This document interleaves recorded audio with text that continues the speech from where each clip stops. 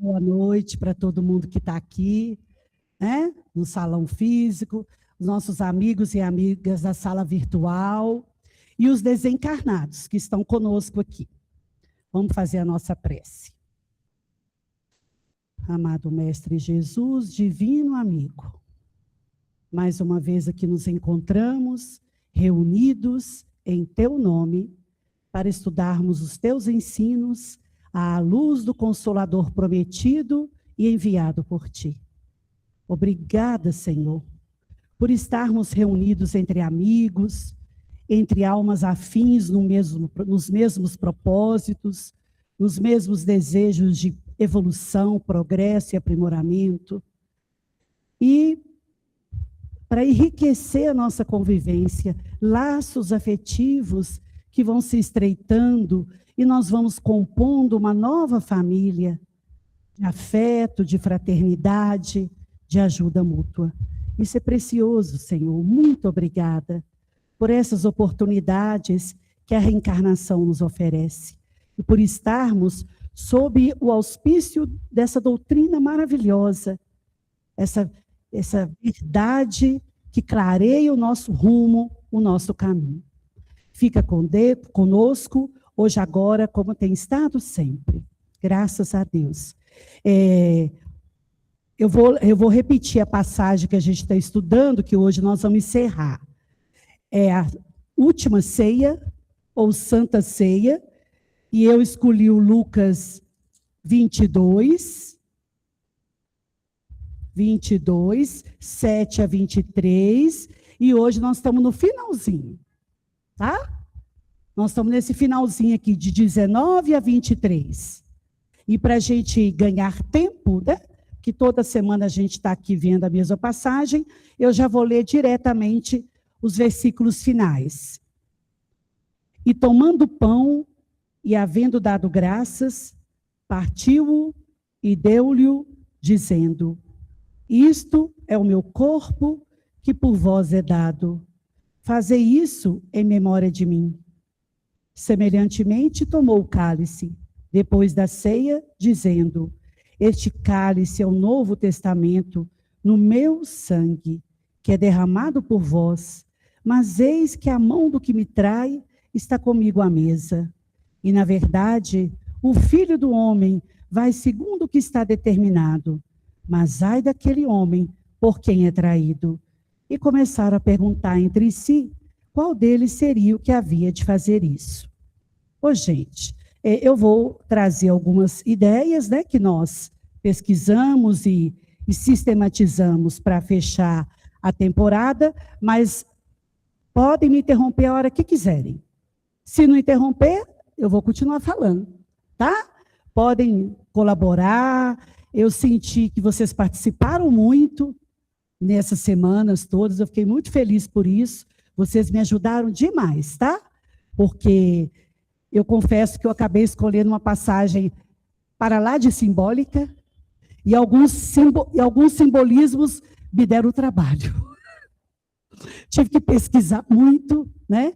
Porque algumas coisas eu mesma nunca tinha ainda estudado, outras sim, outras não. Então, foi um aprendizado, e vocês ajudaram demais. Então, vamos lá, gente. E tomando pão, lembrando que é uma ceia de Páscoa, o pão é o principal alimento dessa ceia. É aquele pão asmo, sem fermento. Lembrando lá de trás, o povo estava finalmente liberto da escravidão no Egito, o povo hebreu, né? E eles saíram... Ô, gente, imagina você escravo, sei lá por quanto tempo, vivendo oprimido, e de repente você pode ir embora, você não pensa duas vezes.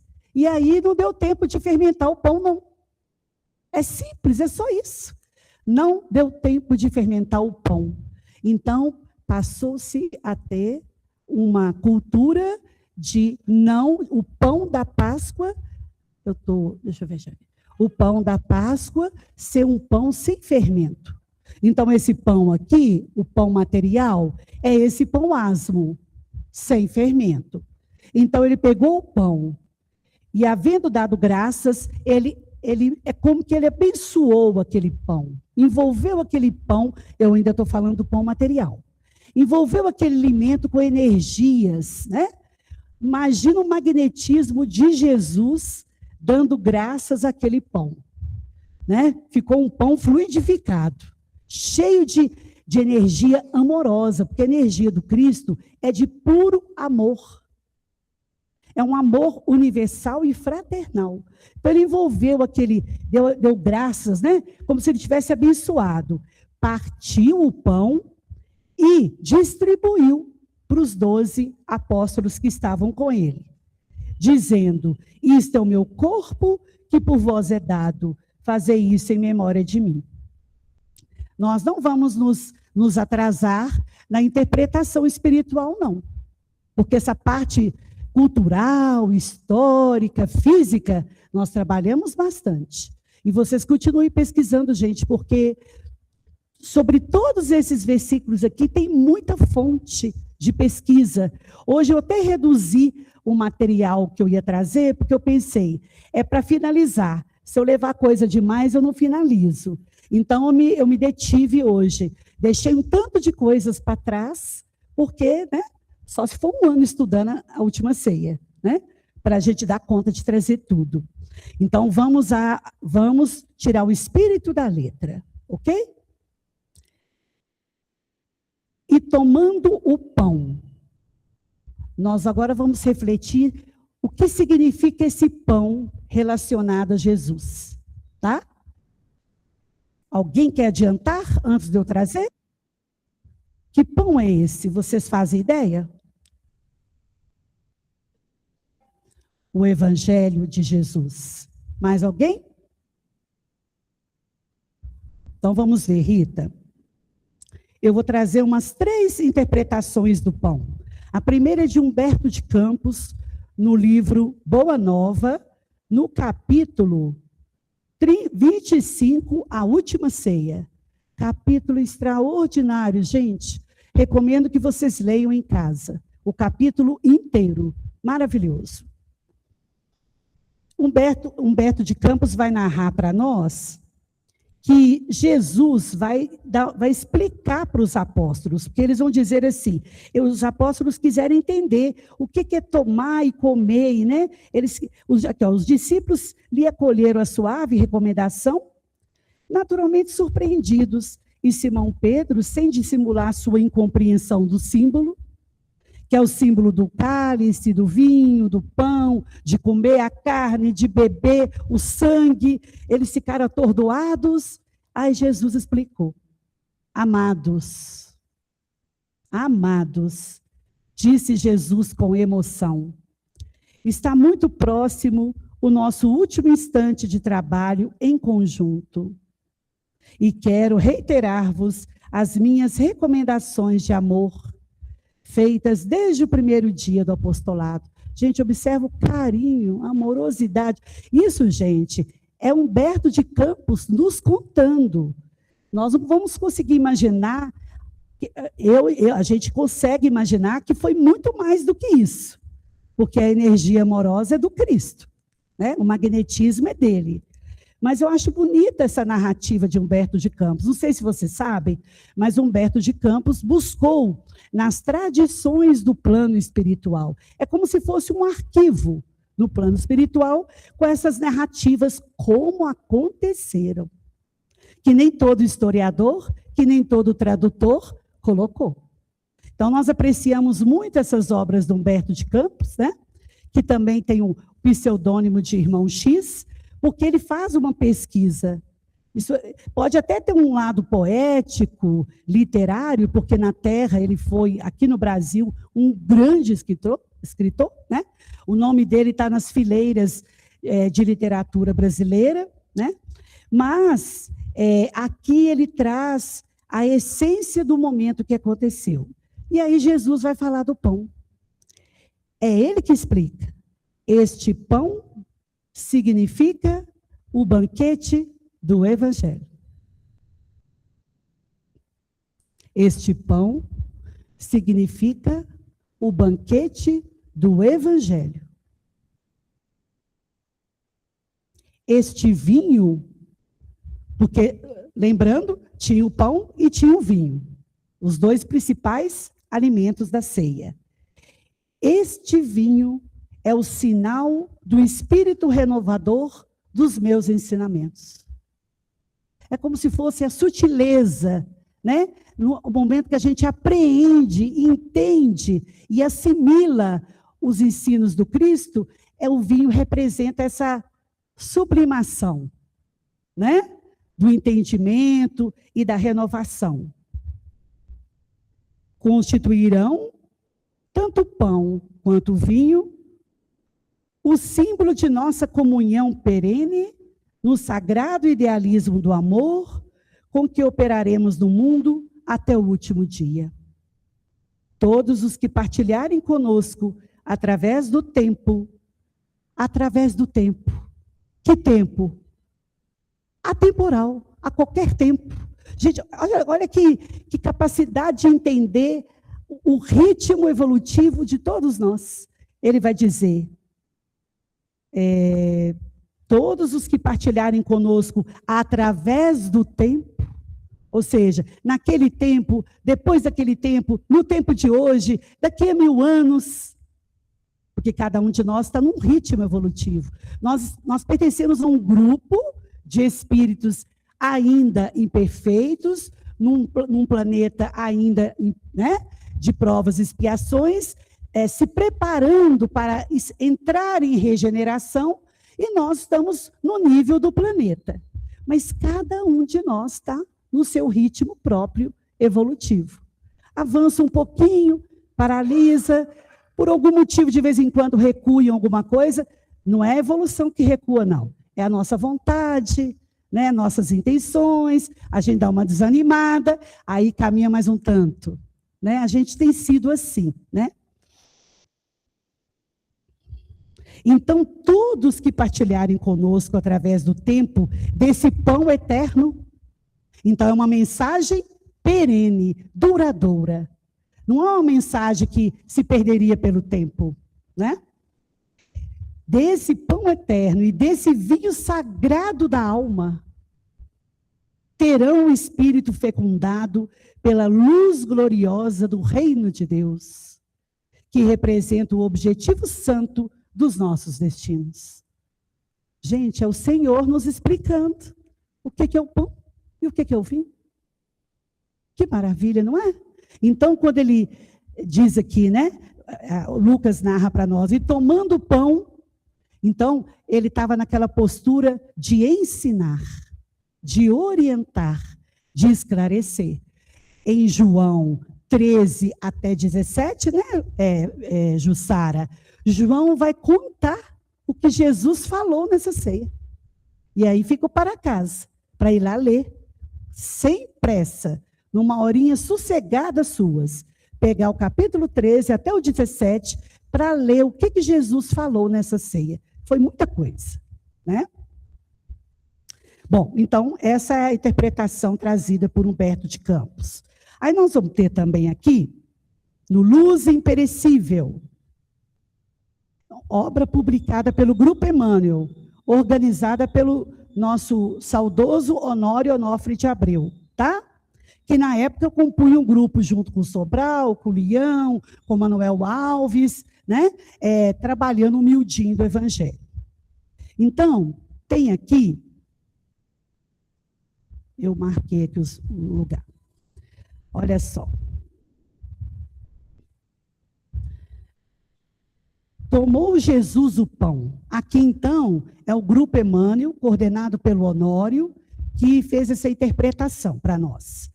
Valendo-se Jesus do alimento básico do corpo físico, que alimento é esse? O pão. Distribui expressivos elementos espirituais para cada um de nós. Ensinava, como recomenda a boa didática, a partir do concreto, do objetivo, do conhecido. Então, ele usa a figura do pão, que é um alimento, né? É um alimento de cultura até nossa, não era só da época, é até hoje, né? Um alimento básico, como instrumento didático para transmitir os ensinos que ele iria falar, né? Que João traz com maestria. Sem dúvida, o corpo doutrinário do mestre se caracteriza como sustento fundamental do espírito. Então, parando aqui, a questão do pão. Está claro, gente, que o pão é o pão espiritual dos ensinos, dos esclarecimentos, das instruções, das orientações. Ele estava despedindo, né, dos amigos diletos dele, mas ele não desperdiçou oportunidade. Ele estava despedindo num evento cultural da época, que era a ceia da Páscoa, mas trazendo as suas últimas instruções, as suas últimas palavras, porque ele iria depois retornar para orientá-los na continuidade do trabalho da divulgação da Boa Nova. Tá? Alguém quer falar alguma coisa? Vou buscar agora o Sobral aqui. Pode falar, Jussara. Tá. Ô, Pode Cristina, falar, Ju. eu estou lembrando aqui fortemente da Alcione, né? Isso. Eu já guardei o livro, mas ela ainda não se apartou de mim, não, sabe? Então, assim, Que bom, fala, né? ela fala sobre o Evangelho com esse aspecto do banquete. Aham. É muito interessante. E ela fala que a gente comparece a esse banquete despreparadamente, Uhum. como criaturas que não estão nem aí, que não estão sabendo valorizar o alimento que está diante de nós. Então, participar de um banquete desse Banquete do Evangelho. exige credenciais. Quando um banquete, você não vai para um banquete à toa, alguém te convidou. É. E se é banquete, vai um convite daqueles no capricho. É. Né? Vocês foram convidados? Nós fomos convidados? O que a gente está fazendo aqui no EMEG? É um convite muito claro a participar de um banquete espiritual, né? Toda reunião que a gente participa de estudo, todo culto no lar que a gente faz em casa, toda palestra pública que a gente participa, é um convite pessoal do Cristo para nós. Não é qualquer um que está convidado, não. Não é qualquer um, é um convite do mais alto nível que a gente pode imaginar, né? E que chega às nossas mãos. Mas nós precisamos preparar o coração para isso. Porque alimentar, no seminário eu usei a figura do miojo. É como se você tivesse um banquete maravilhoso, cheio das coisas gostosas, que às vezes demora dias para preparar. Dependendo do prato, fica dias para se preparar. E o miojo é instantâneo, né? É, o banquete material. Aí você chega lá e olha aquela mesa bonita, maravilhosa, fala assim, olha, eu não conheço nada disso, eu estou com medo de passar mal, vamos no trivial, vou pegar aquele miojinho ali no canto, que miojo eu conheço.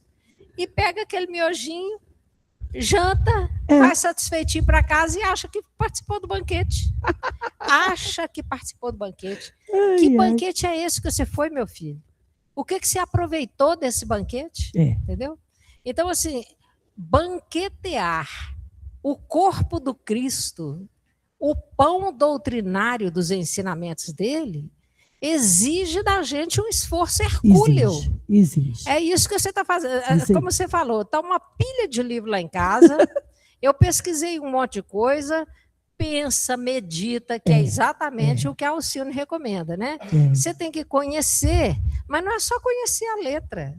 É preciso meditar a respeito desses ensinamentos, é preciso se enquadrar.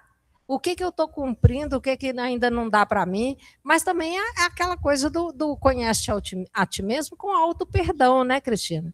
Porque tem coisas que a gente não dá conta mesmo ainda. No início consciente da nação, 20 e poucos anos, quando eu comecei a ter os primeiros contatos com o Evangelho de uma forma mais sólida, né, à luz da doutrina espírita, eu pensei e falei assim, eu não dou conta desse trem, não. Eu não dou conta desse trem, não. Eu vou fazer o seguinte, eu vou pegar um versículo para meditar e vai ser minha meta. Aí eu falei, eu vou pegar o que eu achar o mais fácil de todos. Você entendeu? Porque é preciso começar do mais fácil. Você já jogou sudoku? Outro dia minha sobrinha estava querendo aprender como é que joga. Eu falei, não começa do médio, não. Não é assim que a gente começa. Você tem que começar do mais fácil. Depois que você está treinado no mais fácil, você vai complicando, até chegar no killer, que o killer é o suprassumo, né? Do joguinho. Então, eu falei para ela, conversei lá com Jesus, pensei, li um monte de coisa, falei assim, eu vou ficar com um. Aprendei de mim que sou manso e humilde de coração. Aí eu falei assim, só, Senhor, que o humilde ainda não dá para mim, não. A mansidão já vai ser um teste imenso. E eu era bem assim, sabe, Cristina? Bem... Tinha gente que me achava brava. Brava. Ainda sou muito dinâmica. Às vezes a gente fica meio franco demais, parece brabeza, mas não é não. Estou combatendo ela há décadas, a brabeza. Para ver se eu aprendo a mansidão. Você entendeu? A ser um pouco mais manso com as pessoas no relacionamento, a falar, mas olhando para mim e avaliando. Aí as pessoas leem, traduzem, né, traz aquele monte de teoria e não sai disso. Pois é. Aí comeu miojo. Nós você temos entendeu? Que sair disso, comeu né, miojo no banquete e não se alimentou. Isso mesmo. Porque a hora que a gente chegar no plano espiritual, o que eles vão fazer com a gente, Cristina? Ô, Jussara, décadas de EMEG aí. Nossa, décadas de EMEG aí. O que você aproveitou de fato? O que você aproveitou lá com a sua família, no dia a dia? Como é que você usou isso no seu trabalho profissional? Realmente, sabe? Né? Como é que você conviveu com isso?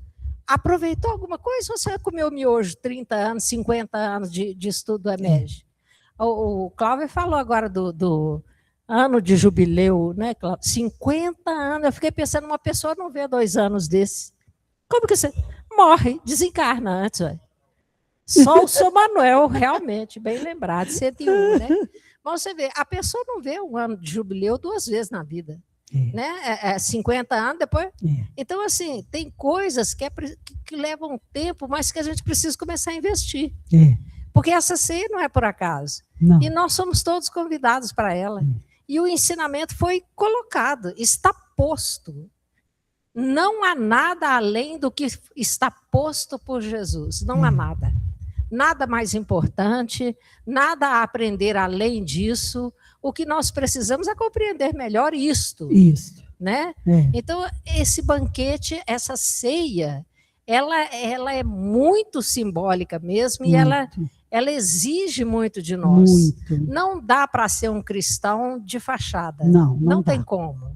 Não tem como. Determinadas posturas cristãs, a criatura tem que se assumir. Você entendeu? Você é cristão? Sou. Então, como é que você está defendendo as armas aí? Está defendendo matar o seu próximo aí? Está defendendo tortura? Onde que um cristão defende tortura? Não entendeu nada do banquete que está posto. Né? Então, a gente tem que começar a ajustar o nosso comportamento. Por quê, Cristina? Porque é a transição planetária. Eu não sei se nós vamos ter outra oportunidade neste planeta. É verdade. Né? Pode ser que a gente receba o bilhete premiado de passar para o mundo regenerado. Mas você pode receber também a sua passagem direta para o mundo inferior.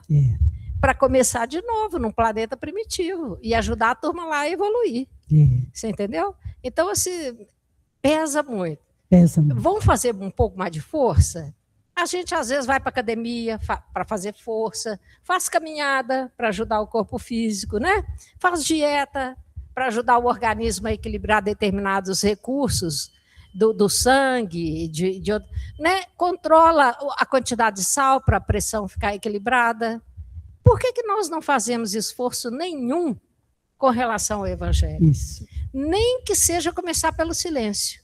Me ofendeu, por favor, pensar 2 vezes antes de reagir. Eu vou deixar passar batido antes de reagir.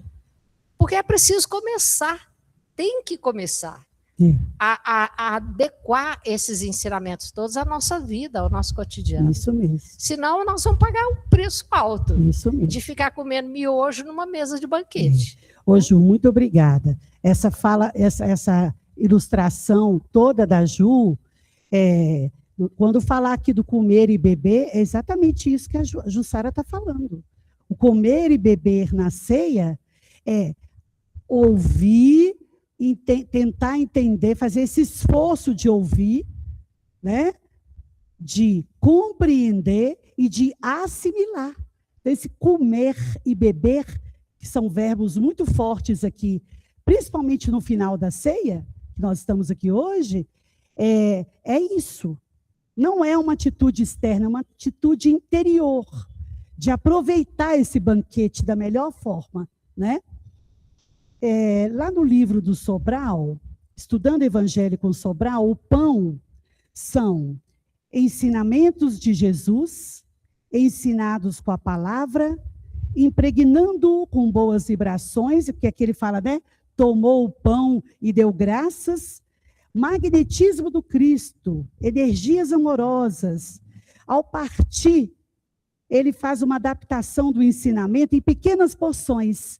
Então, quando parte o pão, é que ele vai fragmentando o ensinamento para favorecer o entendimento.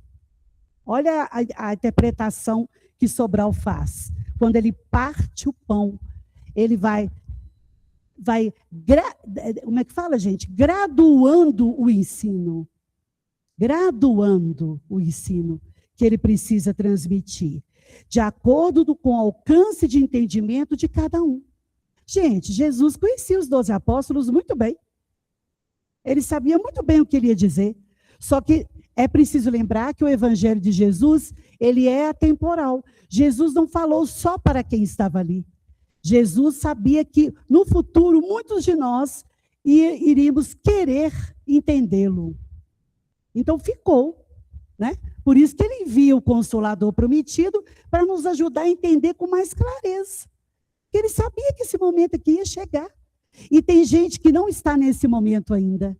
E ele está esperando pacientemente que esses que não estão hoje querendo buscar o ensino do Evangelho, vão querer daqui a 100, 500 mil anos.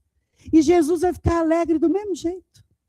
Que é o momento de cada um, né? Então, eu achei muito bacana isso aqui. Mas não bastava apropriar-se da verdade. Aqui, Jussara, era preciso comê-la. Isto é, assimilá-la. Isto é meu corpo de doutrina, corpo doutrinário. Então, gente, o pão... Oi? A doutrina. A doutrina do Evangelho. O Evangelho é uma doutrina perfeita, né? Tanto que a doutrina espírita, ela veio trazida pelos espíritos superiores para que nós entendamos a doutrina principal, que é o Evangelho de Jesus, tá? Então, seguindo, vamos lá. Quem precisar falar é só me interromper, tá? Porque as falas, elas contribuem muito, tá?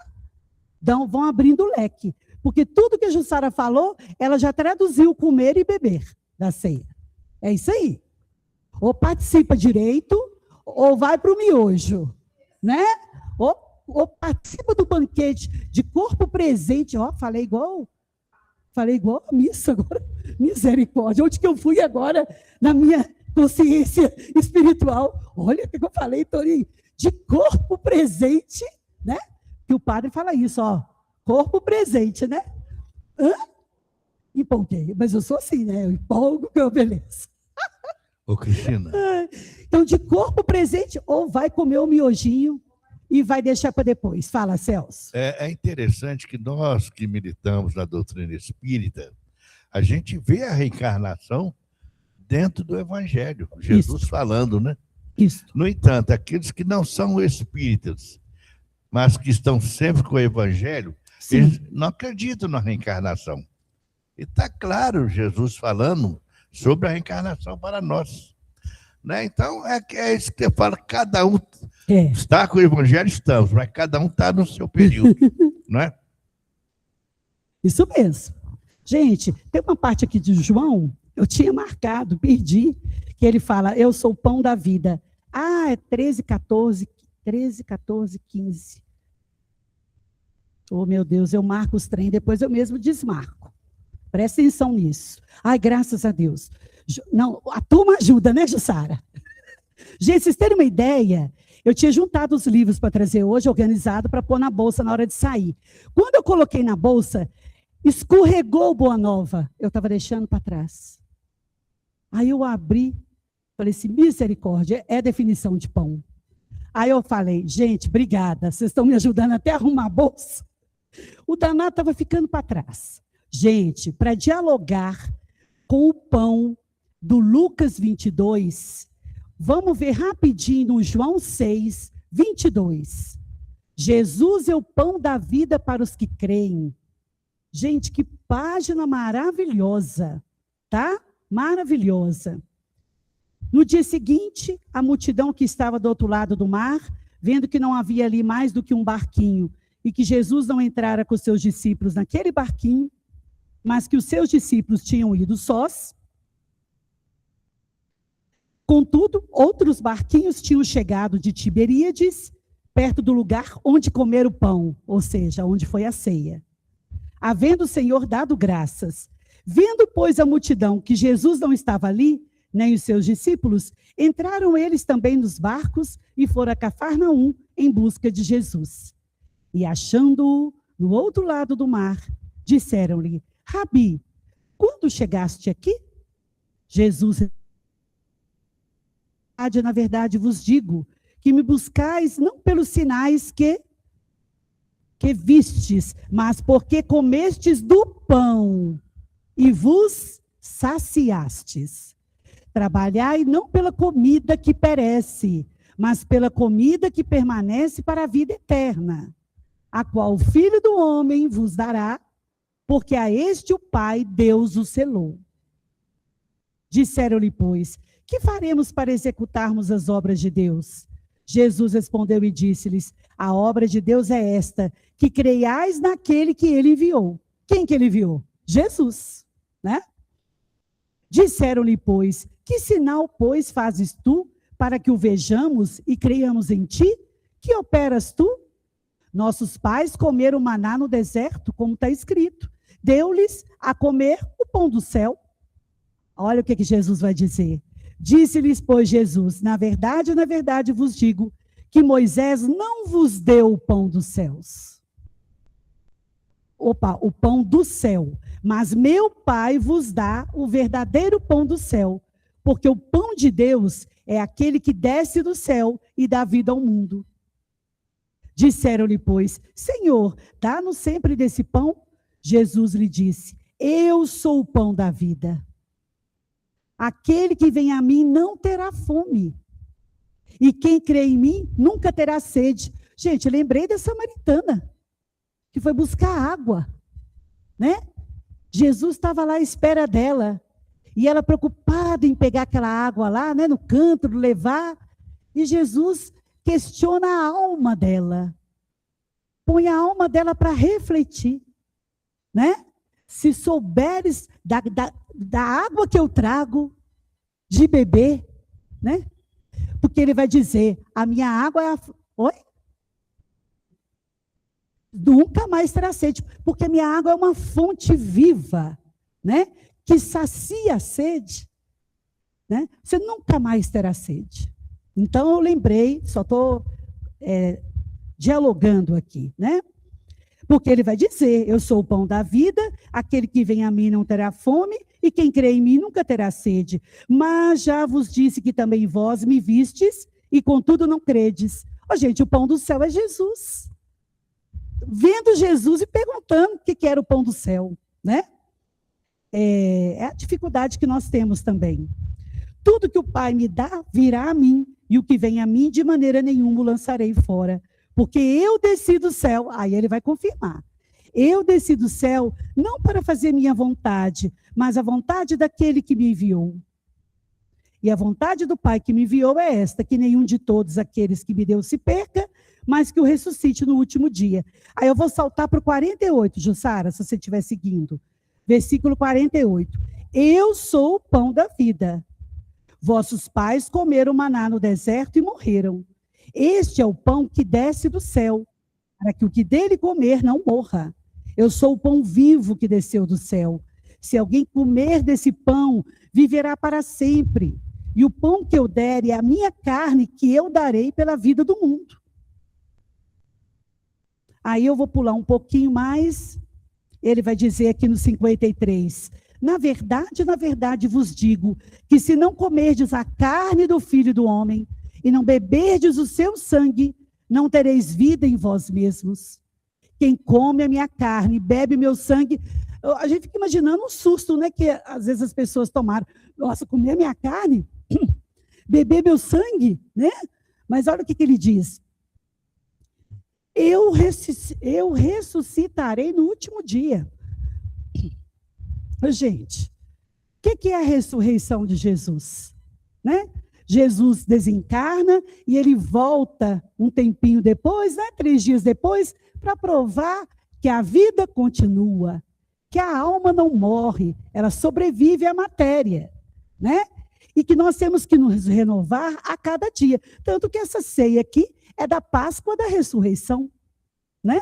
Do retorno do Cristo, confirmando, não a ressurreição como muitos acreditam, né? Voltar no mesmo corpo que havia morrido. Isso pelas leis divinas, isso é impossível, né? Mas ele voltar com o seu perispírito, né, gente? Porque é isso que a gente estuda, não com corpo de carne, mas em algum momento ele pode ter materializado, por exemplo, o Tomé. Para o Tomé, ele materializou para o Tomé pegar lá. O Tomé queria pegar na ferida dele, para ter certeza que era ele. Para Jesus se materializar e atender a necessidade do Tomé e de todos os Tomés que viriam depois, colocando em dúvida, isso para Jesus era tranquilo, tá? Então, só fechando aqui.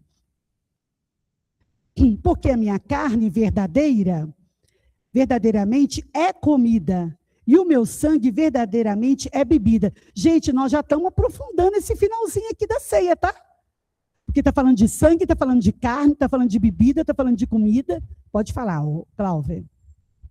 Enquanto você lia a passagem de João, eu percebi o caráter dicotômico que tem entre a multiplicação dos pães, que nessa passagem de João, os pães foram multiplicados, né? Ou seja, Jesus pegou do pouco... mesmo, os pães e peixes. Multiplicou os poucos pães que tinha e saciou a fome de uma multidão.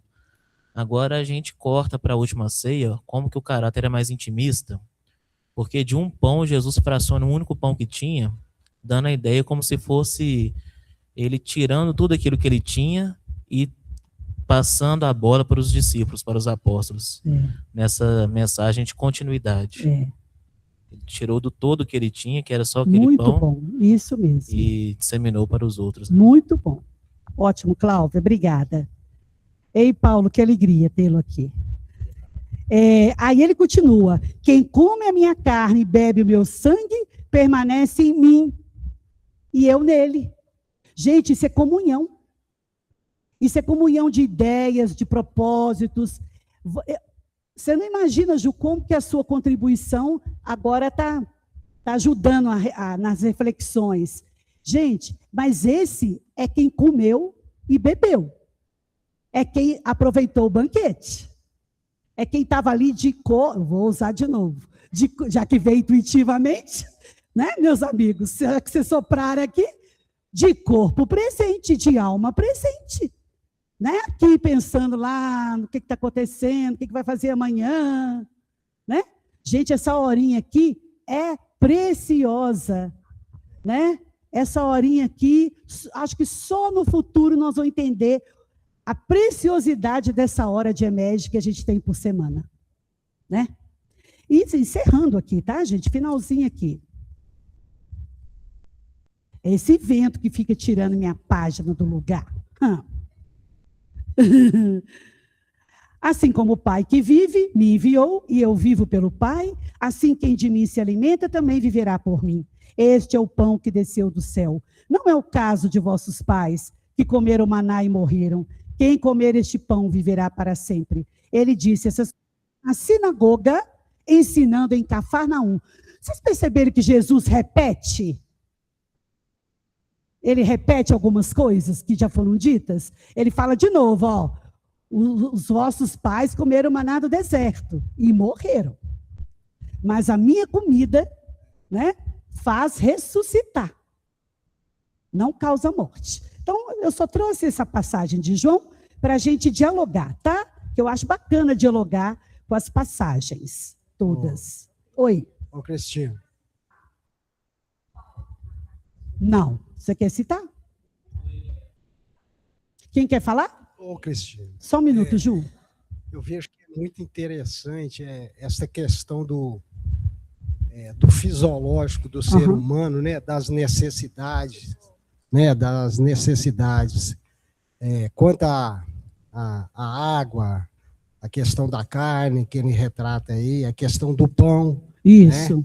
Então, ele, na fala dele, é como se para que o ser humano estiver em sintonia com ele, nada disto, se ele vir a precisar, é que ele estará, como se diz, disposto a fornecê-lo através dele. Então, essa dicotomia em relação ao espiritual e ao fisiológico, né, dá a entender isso muito, mesmo. Assim, o quão é o valor do Cristo e a preocupação dele com relação a nós. Exatamente. Porque isso aí é diferente, né, como sempre, da temporização e tal, nos serve também para hoje.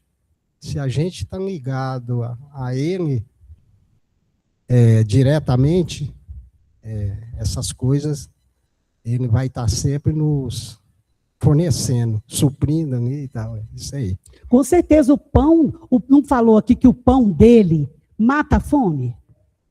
Mata a fome do espírito, gente. A água dele é uma fonte viva que sacia a sede, né? Ju, lê para nós aí. Quem tiver com a Bíblia aí, primeira carta aos Coríntios, capítulo 11, a partir do versículo 20, e o apóstolo Paulo, escrevendo aos Coríntios, vai falar sobre a ceia, a Santa Ceia do Senhor. Maravilha. Mas é muito pesadona. Quê? É muito pesadona a avaliação dele, puxando a nossa orelha, né? A partir do 20 aí, para ficar um trecho menor, tá? Quando, pois, vos reunis, o que fazeis não é comer a ceia do Senhor. Cada um se apressa por comer a sua própria ceia. E enquanto um passa fome, o outro fica embriagado.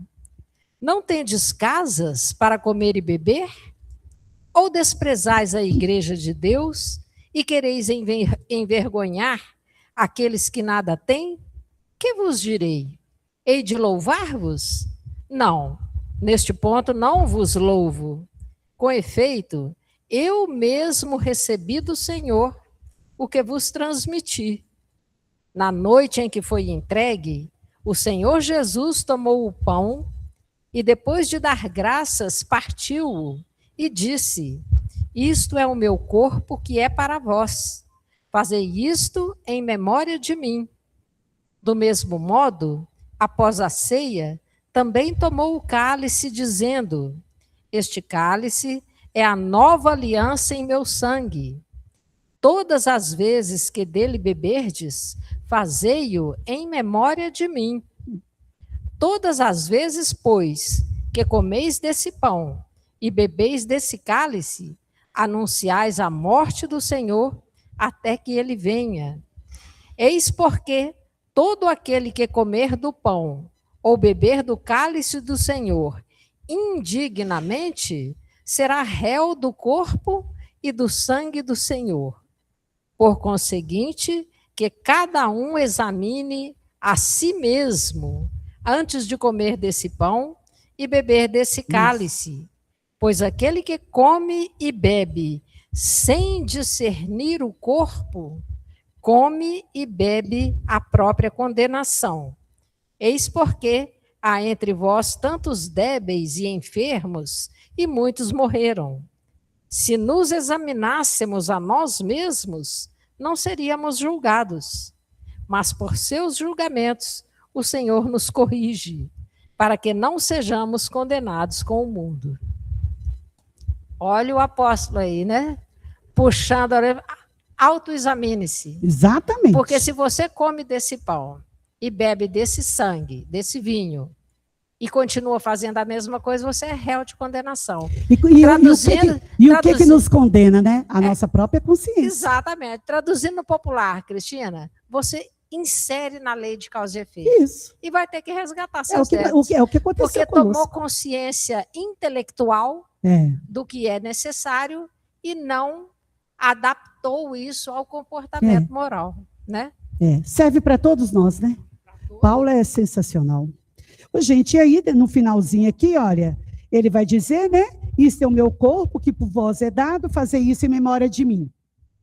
Nós já estudamos, então, já conversamos sobre esse corpo, é a doutrina, é o evangelho. Aí no 20, semelhantemente tomou o cálice depois da ceia, dizendo, este cálice é o novo testamento, no meu sangue que é derramado por vós. Nós já conversamos sobre o cálice, lembra? Nós trouxemos várias pesquisas a respeito do cálice, né? Que pode ser compromisso, responsabilidade, mas pode ser dor, sofrimento, expiação. Vai depender da condição de cada um. Mas para Jesus não era isso, não.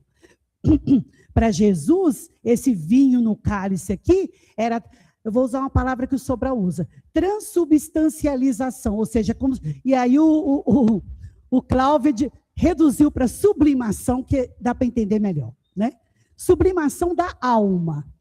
Então, é muito símbolo, né? É o vinho, é o pão, é o cálice, é o sangue, é a carne, é o corpo. Tudo para dizer que é uma doutrina enviada pelo Pai, da qual ele foi portador, não só de palavras, mas principalmente vivenciando e exemplificando. É isso, né? Resumindo, é isso. E aí ele vai dizer lá no meio que alguém que está com ele à mesa vai traí-lo. Gente, nós não vamos entrar no Judas, e não é só porque está acabando a temporada e eu tenho hora para terminar, não. É porque ele não fala Judas aqui. Refleti isso hoje, quando eu fui repassar, né, o estudo. Ele não fala Judas, ele sabia que era o Judas, mas ele fala para o grupo apostólico dele todo. E ele não fala isso para causar insegurança ou incômodo, não. Ele convida aquele grupo para se autoanalisar. Onde que eu estou nessa história? Será que em algum momento eu traí o Senhor? Será que eu sou fiel a Ele? Será que eu estou comungando com Ele as mesmas ideias? Então, aqui, Judas é outro momento. Judas é um processo que ele resolveu com o Senhor muito bem, né? Essa passagem não é para estudar Judas. Essa passagem é para estudar onde estamos nesse processo. Que diferença está fazendo isso na nossa vida? É tudo que a Jussara falou, que o Paulo falou, que todo mundo está falando, né? E aí eu queria fazer uma perguntinha, porque não pode passar de hoje. O que está faltando nessa ceia aqui que tinha em todas as outras? Gente, cadê o cordeirão para assar, comer até meia-noite e se sobrar tem que pôr fogo no outro dia? Gente, eu não vi, cadê o cordeiro? Ele está aqui. Quem é o cordeiro? Jesus, é isso, tá, minha amiga? Que tem 3 semanas que o Toninho perguntou, você vai falar ou não vai? Aí, gente, vocês acreditam que eu consegui fazer uma ligação com a vinda do Anderson? Que eu brinquei assim, falei, eu não vou trabalhar João Batista, não. Deixei o Anderson à vontade, ele trouxe João Batista. Mas não é que João Batista disse assim, Cordeiro de Deus, que tirai os pecados do mundo. Gente, é João Batista que fala isso. Aí nós acrescentamos, tem de piedade de nós. João não fala da piedade, não. João fala, Cordeiro de Deus, que tirai os pecados do mundo, né? Gente, o Cordeiro da última ceia é o próprio Cristo. Agora, quem disse que ele não vai ser imolado? Quem disse que ele não vai ser sacrificado? Gente, ele está despedindo para ir para o Gólgota. Ele está despedindo para aceitar a cruz, sem ter nenhum débito com a lei. Nenhum débito com a lei, né? Aí ele aceita a cruz, ele aceita os açoites, ele aceita a coroa de espinhos, ele aceita tudo. Aceita o abandono, porque a turma que desceu ramos quando Jesus entrou no jeguezinho. Como é que era? Ele pediu para os apóstolos buscar, mas não era jegue, não. Qual era o nome? Jumento. Não é jegue, não, Cristina. Jumento. Ele pede, traz lá um jumento para mim. Ele entra no jumento, né? Sob o jumento, e o povo fica lá, né? Ele não estava nem preocupado com isso, e o povo lá, glorificando a presença dele, né? Glorificando a presença dele, para depois a mesma turma escolher Barrabás ao invés dele. E ficar falando impropérios enquanto ele subiu o Gólgota, né? Então, olha só como é que o ser humano é. Alguém falou que ia falar? É o Guilherme. Uma dúvida, considerando toda a interpretação que você fez sobre o pão da oração Pai Nosso pode ser interpretado como o aprendizado do Evangelho a cada dia, a evolução espiritual. Que beleza! Pode, claro que é. Porque se a gente ficar, o pão nosso de cada dia, dai-nos hoje, Senhor, e ficar pensando só na matéria, sabendo que somos espíritos imortais e que nós temos uma vida espiritual plena e que a vida no corpo é perecível e passageira porque ela é ferramenta de aprimoramento nosso, maravilhoso. O pão do Pai Nosso é esse. É o alimento espiritual.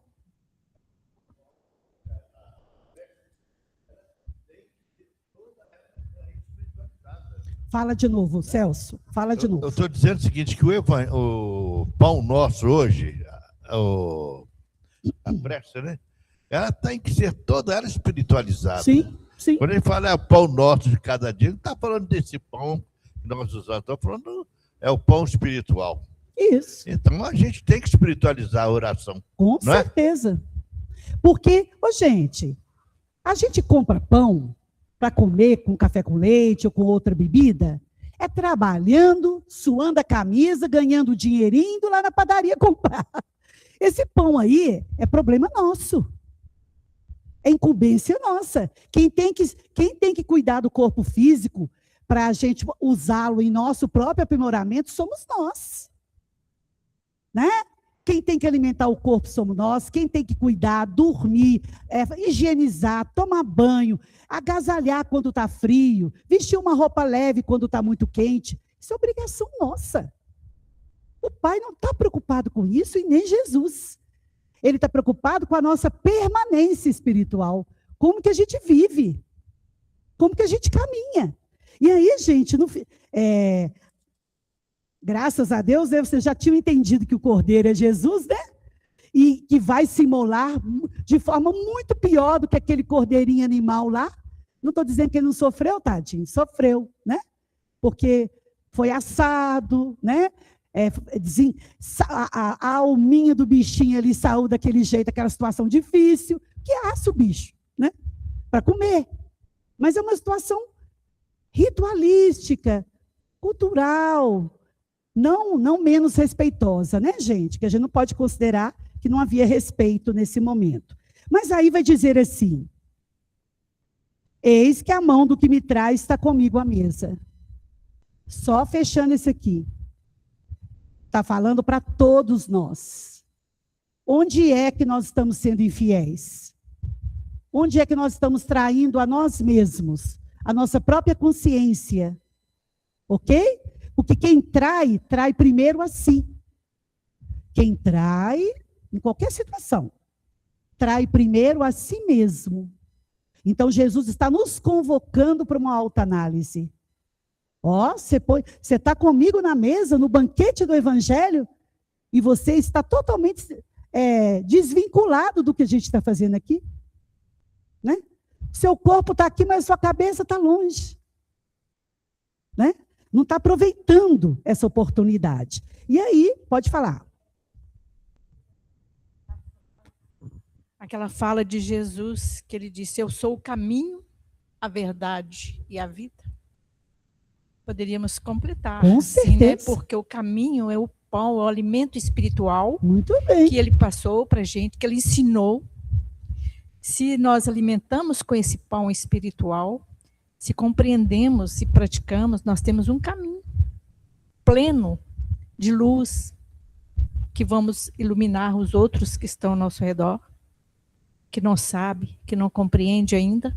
Poderia colocar também? Isso. E a verdade é a própria mensagem que Jesus traz. Porque o Espírito da verdade, gente, é Jesus. Na sua essência, o Espírito da verdade, do Consolador prometido por ele e enviado por ele, é o próprio Cristo, com a mensagem que ele trouxe. E a vida, porque não vai morrer, vai renovar a cada dia. Excelente, viu, companheira? Parabéns. E para o finalzinho aqui, gente, vai falar do Filho do Homem, que não podemos passar em branco.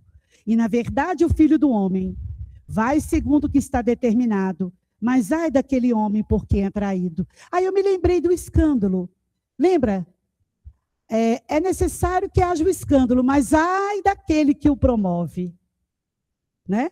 O escândalo, gente, é prova, é tentação, são os testes da vida, mas ai daquele que promove o escândalo. Esse lesa a consciência.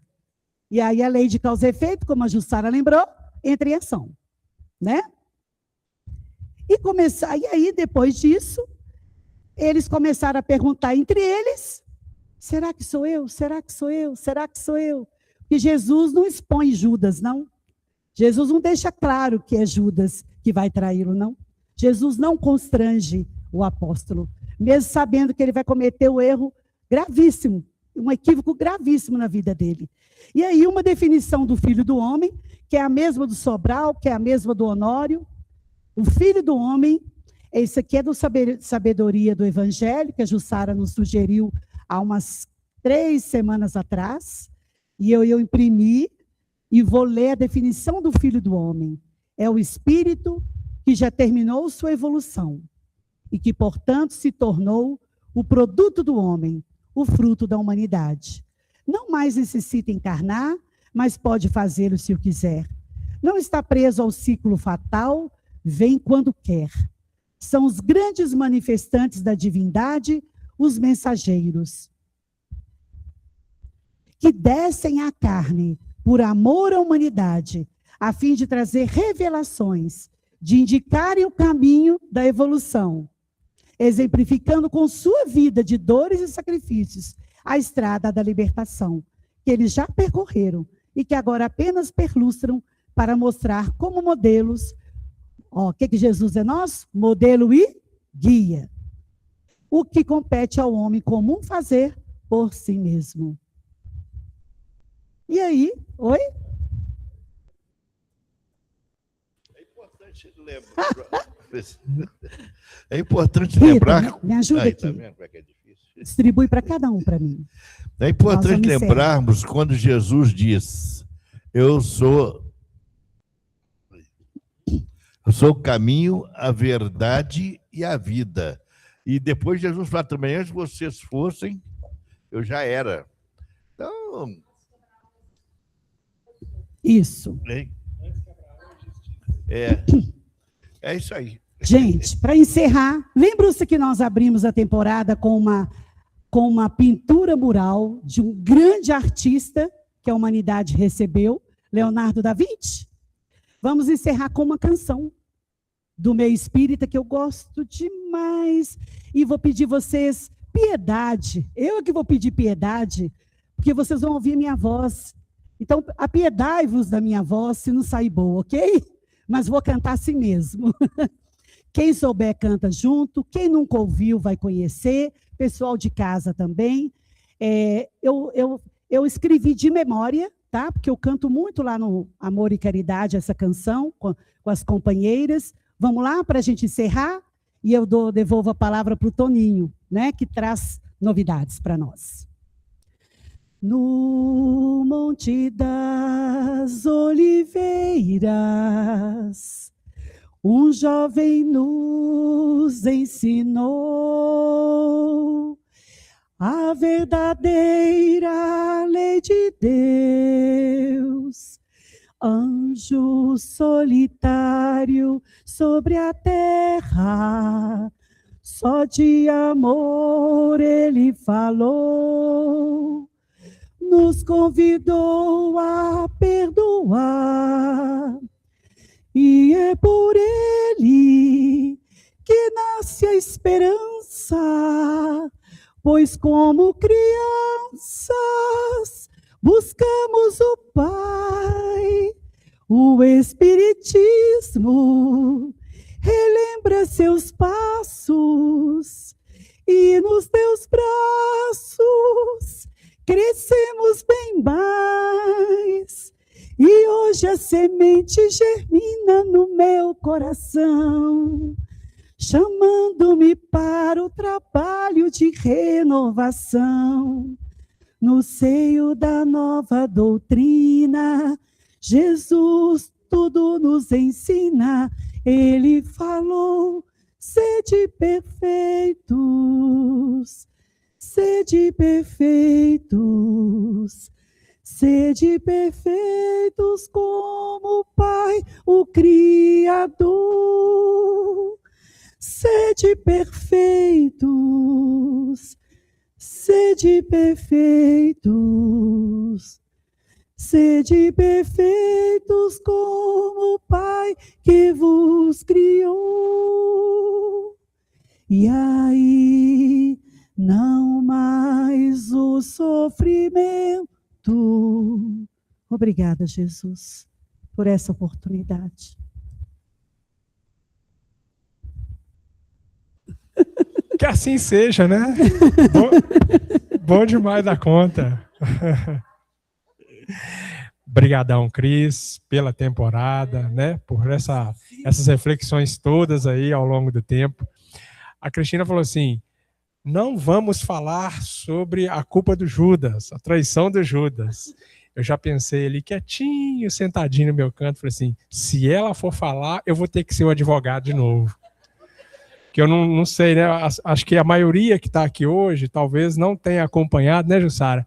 Há muitos anos atrás, muito antes da pandemia, quando a gente estava desenvolvendo a sequência do Evangelho de Mateus, o período que caiu sobre a traição do Judas, o Toninho que foi fazer as reflexões. E eu fiquei aqui um bom tempo e defendi o Judas e aprendi muito com ele, né? Porque a maior parte das vezes a gente é Judas, como a Cristina colocou, e a gente não percebe isso.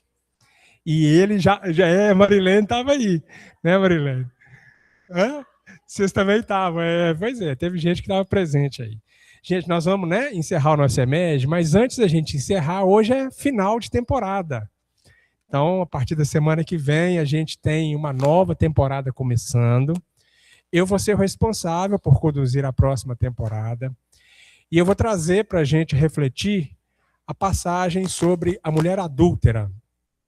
É um texto exclusivo de João, tá? Tá lá no capítulo 8, versículos de 1 a 11. Então, quem quiser começar a ler, começar aí já a levantar os seus questionamentos, as suas ideias e contribuições, fica à vontade. Semana que vem, quem vai fazer a abertura da temporada para a gente, essa próxima temporada, se Deus quiser, é a Marilene, a esposa do Paulo, tá? Ela vai estar aqui conosco.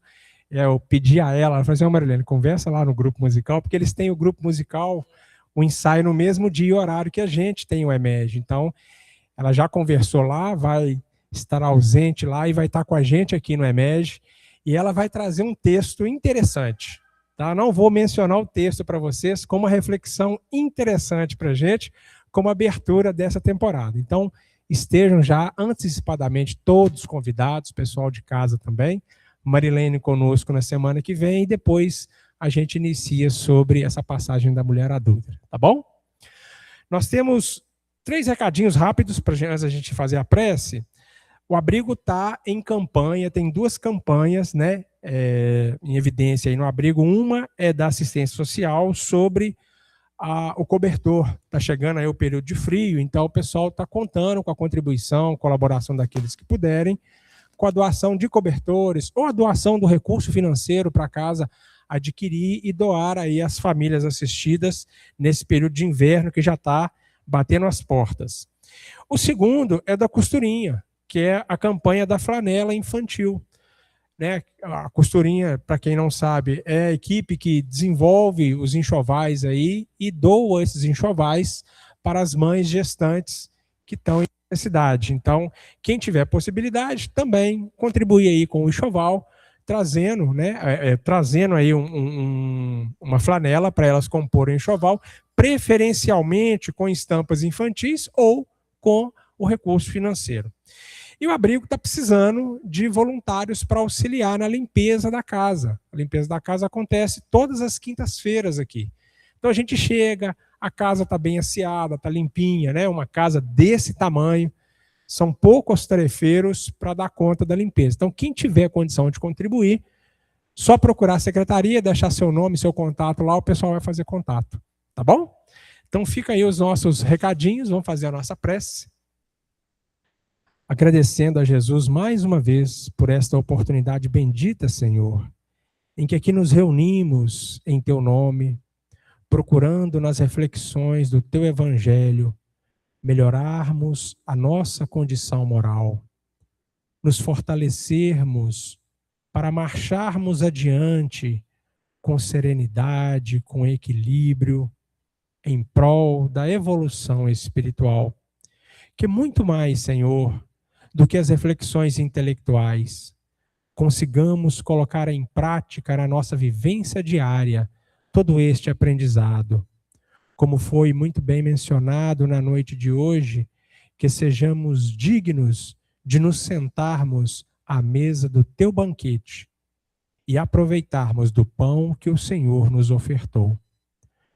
Que a tua misericórdia, Senhor, possa envolver a todos nós, sobretudo aqueles que transitam por momentos de dor e de sofrimento, onde quer que se encontrem.